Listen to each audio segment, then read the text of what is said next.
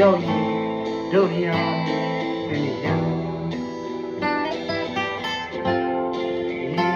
ရလေးဟာတို့ရောက်ရင်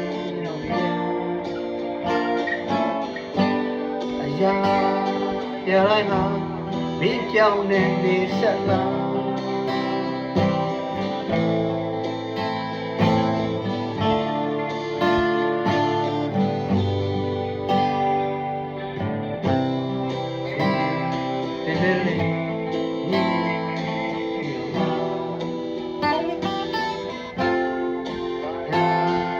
ကြကြမင်းစကားလေးကြာရောက်လာဘယ်လိုနေရမလဲမင်းရှိတဲ့ဒီဘဝမှာ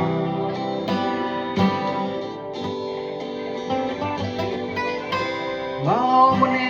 တဲ့ပူ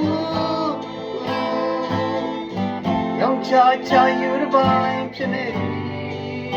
ပါပဲလို့တတရီမချာနဲ့မြေမောင်မနေတဲ့ပူသူမြေစင်တုံးကဘောလို့ပဲပြန်လေဒီယာမောင်မနေတဲ့ပူမောင်မနေတဲ့ပူမောင်မနေတဲ့ပူနေတဲ့ပူ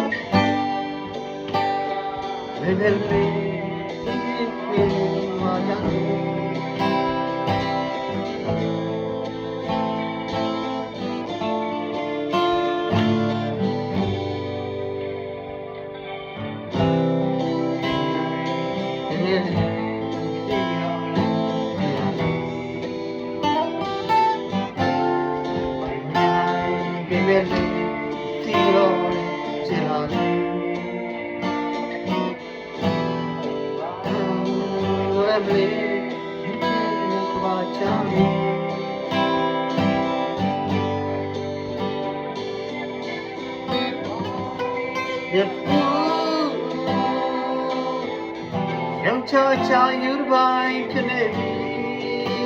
ဘာပဲပဲလို့